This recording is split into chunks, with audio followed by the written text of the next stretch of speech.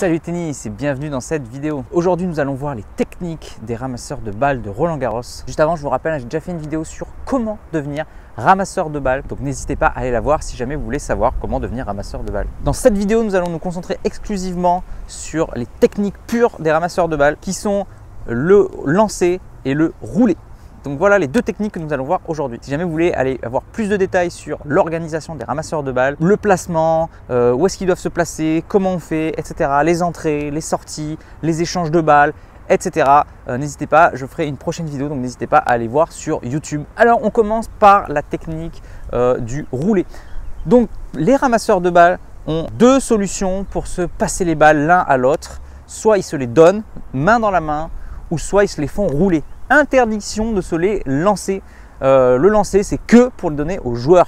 Donc le rouler, c'est la technique 90%, 95% du temps que les ramasseurs vont utiliser pour se passer la balle. Donc les exceptions où on se passe la balle à la main, c'est parce que les balles sont neuves, on ne veut pas qu'elles roulent dans la terre pour pas qu'elles se salissent. Donc balles neuves, on vient, on les donne au ramasseur. Donc en général, c'est le ramasseur de balles qui est près du filet qui ouvre les balles neuves, il les prend et il va les donner au joueur au ramasseur qui est placé au fond et il les donne en main propre. Une autre méthode pour les donner dans la main, c'est quand un ramasseur de balles qui est au filet est allé chercher une balle qui est très loin, quasiment au fond de court, et qui n'a pas le temps de revenir à sa place parce que le point est sur le point de débuter, il va se placer devant un ramasseur du fond et il met les balles dans ses mains, dans son dos, et c'est le ramasseur de derrière qui va les prendre discrètement. Voilà, encore une fois, pourquoi est-ce qu'il irait au fond, allez voir la vidéo où j'explique le placement des ramasseurs de balles. Donc voilà, maintenant on peut attaquer. Donc voilà, à part les deux exceptions où on se donne les balles dans les mains, la technique du roulé, c'est la technique reine. Donc un ramasseur du fond qui veut la donner à l'autre fond va passer par celui du milieu et celui du milieu va les donner au fond. Il existe trois critères pour réussir un roulé. Donc premier critère, évidemment la précision. Il faut que votre roulé arrive dans les mains de votre partenaire. Évidemment, si votre partenaire est en face de vous et que vous lui envoyez 4 mètres à côté, vous n'êtes pas du tout bon ramasseur de balles. Donc la première chose, c'est la précision, c'est la priorité. Vous devez l'envoyer dans les mains sans que votre partenaire ait à bouger. C'est très important. Le deuxième critère pour montrer qu'un roulé est réussi, c'est le fait que la balle roule tout simplement. Et en fait, ça a l'air plus facile, c'est plus facile à dire qu'à faire, car à chaque fois qu'on envoie la balle, il y a des petits rebonds qui se font. Le roulé parfait est très difficile à faire. Donc plus vous allez réussir à la faire rouler et plus vous êtes fort. En ramasseur de balles, quand on se loupe et qu'on envoie la balle avec très haut, par exemple plus de 50 cm, plus d'1 mètre, ça s'appelle un raté mais monumental. Nous on appelle ça un lob. Donc quand vous faites 1 mètre au-dessus, ça s'appelle un lob. En général, on se moque de vous, vous êtes complètement planté. Donc ce roulé, c'est ce qui différencie les ramasseurs qui sont sur les annexes, voire qui sont sur les petits tournois, de ceux de Roland Garros, qui sont sur le central, que ce soit sur le cours numéro 1, sur le central. Les balles roulent, c'est net, sans bavure, c'est nickel. Donc vous devez vous entraîner à faire rouler la balle exactement comme il faut. Troisième critère, c'est la vitesse. Une fois que vous avez réussi tout ça, c'est comme le joueur de haut niveau, maintenant il faut frapper plus fort. Donc si vous la faites rouler à la perfection, précisément, mais que la balle roule à 2 à l'heure, c'est pas terrible. Donc vous devez l'envoyer super fort. Et ça encore, c'est ce qui différencie les ramasseurs de balles qui sont sur le central de ceux qui sont sur les annexes. Ceux sur les annexes, ils font rouler la balle très bien. Ceux sur le central, c'est des bombes, c'est des fusées. La balle, poum, elle part à 10 000. Même des fois, celui qui est en face a du mal à la rattraper tellement qu'elle est puissante. C'est très impressionnant. Donc voilà les 3 critères si jamais vous voulez devenir bon ramasseur. Donc si jamais vous voulez réussir vos tests pour être ramasseur de balles ou si vous voulez atteindre le central de Roland Garros, c'est-à-dire ramasser les meilleurs joueurs, vous devez passer par ces 3 critères. Donc on va se poser la question maintenant, comment réussir son roulé de balle? Donc le roulé de balle, la technique de base, c'est on prend un petit peu d'élan, très peu, 1 mètre, un petit pas d'élan, pas plus. Bon, des fois plus s'il y a besoin de se rapprocher du joueur, notamment si vous êtes très loin, notamment à Roland Garros, il y a quand même un grand écart entre la ligne de fond et le fond, la bâche. Donc du coup, le fait de la faire rouler, c'est très aléatoire, c'est très difficile. Donc quand vous avez le temps, n'hésitez pas à vous rapprocher de votre partenaire de 3-4 mètres avant de faire votre roulé. Voilà, si vous avez le temps, bien sûr. Sinon, un petit pas, ça suffit. Donc il suffit de mettre un pied en avant. Si vous êtes droitier, en général, c'est le pied gauche que vous placez devant. Ensuite, vous vous accroupissez. Donc le genou droit est quasiment au sol. Vous prenez de l'élan, la balle derrière vous. Et c'est là le secret pour bien envoyer la balle. Vous devez lâcher la balle au plus près possible du sol. Si vous la lâchez trop haute, il va y avoir plein de rebonds. Donc l'idéal, c'est de venir quasiment voir au contact du sol. Et une fois qu'elle est au contact du sol, envoyez la balle super fort. Attention, ça demande de la dextérité parce que des fois, on se loupe et en voulant aller trop près du sol, on tape nos ongles et nos mains sur le sol et c'est très douloureux. Donc attention, surtout quand on va très vite. Hein. Quand on va 2 à l'heure, il n'y a pas de problème. Mais quand on veut frapper très fort, envoyer la balle très fort, et bien du coup, ça peut arriver des fois. Donc je vous conseille de vous entraîner.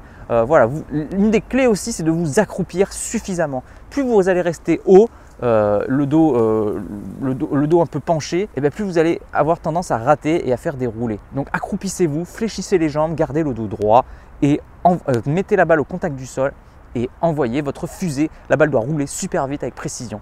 Et là, vous avez réussi un roulé parfait. Bravo. Alors, petit détail, quand on envoie la balle en roulé et que la personne, donc des fois c'est dur de la rattraper, hein, mais quand elle passe entre les jambes, ou même sur le côté parce que la personne n'a pas regardé, et que la balle cogne contre le bord du terrain, on appelle ça un but. Donc c'est un terme spécifique, donc il y a 2 termes spécifiques, hein, il y a le lob et le but. Donc rapidement, on va parler de la technique, de la position pour rattraper les balles sur un roulé. Donc la position du roulé, en fait c'est très simple, il faut s'accroupir, il faut coller les talons, parce qu'au cas où vous loupez la balle, pour pas qu'elle vous passe entre les jambes, ça c'est le pire, hein, vous êtes là, vous loupez la balle et la balle vous passe entre les jambes. Donc ça s'appelle un but, comme on a dit. Et voilà, c'est la honte. Donc du coup, mettez les talons collés, accroupissez-vous et mettez vos mains comme ça. Il y a plein de joueurs qui sont en mode un peu chez la grosse tête, qui veulent attraper à une main ou qui font je sais pas trop quoi. Non, écartez bien les mains comme ça. Donc comme ça, vous êtes sûr que la balle vous arrive droit dessus. Et ayez bien les doigts prêts à être pliés parce que c'est 80% du temps, c'est ce qui se foire. C'est que la balle est tellement puissante que la balle rebondit dans les mains et après elle se barre. Donc ça, voilà, ça arrive fréquemment. Donc du coup, voilà, augmentez vos chances en ayant bien les 2 mains, en étant bien accroupi. On s'attaque à la deuxième technique principale du ramasseur de balles, qui est le lancer de balle. Donc le lancer de balle, c'est tout simplement quand un joueur vous demande la balle, et bien là, vous devez lui envoyer la balle. Il y a deux critères pour réussir le lancer de balle, deux critères prioritaires. Premier critère, c'est tout simplement votre technique, votre posture. Elle doit être nickel. Visuellement, tous les ramasseurs doivent avoir exactement la même. Donc, on va s'entraîner à ça. Et le deuxième critère, c'est que la balle doit arriver dans les mains du joueur, bien sûr. Donc, on commence par le premier critère, la position du lancer de balle. Donc, la position doit être identique à tous les ramasseurs de balles. Vous devez avoir les pieds joints, les pieds collés. Attention à ne pas les avoir en éventail et ne pas les avoir écartés. Vous devez vraiment avoir les pieds collés, les pieds joints. C'est très important. Vous allez prendre une balle dans la main, de votre main directrice. Si vous êtes droitier, donc vous la prenez dans la main droite, vous tendez le bras au-dessus de la tête. C'est la balle que vous présentez au joueur. Vous n'en prenez toujours qu'une seule dans cette main et vous dites au joueur, voici la balle que je t'envoie. Vous devez attendre qu'il vous dise oui pour pouvoir l'envoyer. Vous devez attendre un signe, soit un oui verbal, soit souvent, la plupart du temps, un petit signe discret de la tête où il vous fait oui. Tant qu'il ne vous a rien fait, vous attendez dans cette posture. Donc le bras doit être en haut. Moi, je préfère qu'il soit quasiment tendu. Après, attention à ne pas être trop rigide, à être trop crispé. Vous avez le droit à une très très légère flexion du bras. Voilà. L'idée, c'est quand même d'être relâché, hein, de montrer qu'on est ici tranquille. On n'est pas un robot ultra stressé à tendre les épaules. Donc le bras quasiment tendu ou tendu au-dessus. Donc voilà pour la main droite en attente. Et pour votre main non directrice, donc pour votre main gauche pour les droitiers, elle doit être tendue en bas et vous devez montrer combien vous avez de balles. Donc si vous avez 3 balles, vous devez présenter la pomme ouverte avec vos 3 balles dedans pour montrer au joueur combien il vous reste de balles. Vous ne devez pas cacher les balles. Il doit savoir à tout moment combien vous avez de balles sur vous. Donc vous présentez le nombre de balles que vous avez et si vous n'en avez pas, eh bien vous présentez la pomme ouverte vers le joueur en serrant les doigts. Attention à ne pas avoir les doigts écartés, hein, vous devez serrer les doigts pour lui montrer que vous n'avez plus de balles, vous n'en avez qu'une seule dans la main. Alors petite chose, quand on n'a plus de balles du tout, il faut tout simplement mettre les 2 mains le long du corps, bras tendus, pomme ouverte pour montrer aux joueurs qu'on n'en a plus. Ça, c'est la posture obligatoire que vous devez avoir. Tous les ramasseurs doivent avoir la même. C'est juste ce qui change, c'est est-ce que vous êtes droitier ou gaucher. Voilà, c'est la seule chose qui change. Des fois, il y a des petites subtilités qui ne sont pas précisées. Est-ce que vous devez avoir la balle légèrement vers l'avant ou au contraire l'avoir bien derrière? Bon, là, il n'y a pas de règle, chacun fait comme il veut. Mais l'idéal, c'est quand même que tous les ramasseurs aient la même. Donc, vous devez essayer de consulter avec vos partenaires pour avoir la même posture. Donc, voilà pour la posture du lancer de balle. Et le deuxième critère du lancer de balle, c'est la balle doit venir mourir dans la main du joueur. Donc il doit y avoir toujours un seul rebond et la balle doit être face descendante au moment où elle vient toucher la main du joueur. Le joueur ne doit pas avoir à bouger, il doit recevoir une balle sans bouger une balle très molle qui vient mourir. Si vous lui envoyez super fort, c'est pas bon. Si le rebond est dans ses pieds et qu'il doit s'écarter, c'est pas bon. S'il y a 2 rebonds, c'est pas bon. Donc vous devez calculer votre trajectoire pour que là, il y ait un rebond et que la balle vienne mourir.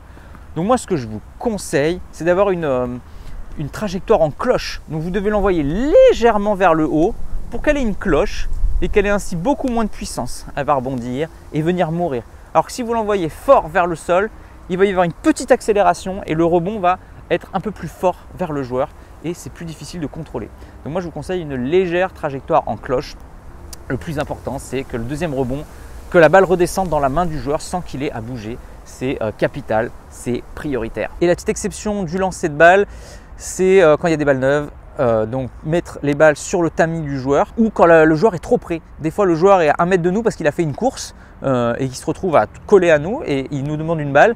Ben, on ne va pas attendre qu'il recule ou lui envoyer sur lui. Là, exceptionnellement, on lui met les balles dessus. Et bien voilà pour les 2 techniques du ramasseur de balles. Donc si jamais vous êtes ramasseur de balles et que vous voulez progresser, vous voulez être qualifié pour être à Roland-Garros ou même dans le tournoi que vous avez décidé de vous inscrire ou que vous êtes déjà inscrit et que vous voulez devenir le meilleur, eh bien, ces 2 techniques sont prioritaires, elles sont capitales pour réussir. Donc ce sont les 2 techniques du ramasseur de balles qui vont faire de vous le meilleur. Donc n'hésitez pas à vous entraîner longtemps avant. Moi, je sais que je me suis entraîné sur mon terrain de tennis, dans mon club avant d'y aller pour être sûr d'être efficace.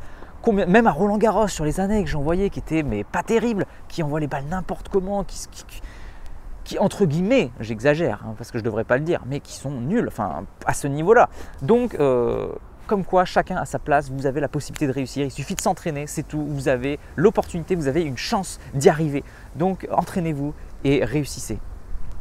Les ramasseurs de balles de Roland-Garros sont qualifiés comme étant les meilleurs du monde. Et ce n'est pas du tout un hasard. Nous sommes hyper carrés. Tout est construit pour être les meilleurs. Enfin, il n'y a pas de hasard. Nous devons nous entraîner. Il y a une rigueur hyper importante à avoir. Je pense encore aux ramasseurs de balles de l'US Open qui se lancent les balles au-dessus du court. Ça n'a ni queue ni tête. Les balles vont n'importe où. Des fois, il y a des balles qui percutent les arbitres. Enfin, c'est n'importe quoi. Les ramasseurs de balles, des fois, ils ont 24 ans, ils font 1m90. Alors que nous, on a une taille à pas dépasser pour pas être plus grand que les joueurs. Enfin bref, il y a quand même une rigueur à avoir. Donc, je vous conseille de l'avoir et de travailler ces 2 techniques pour être le meilleur. Voilà, c'est tout pour cette vidéo. Il y a un peu de vent.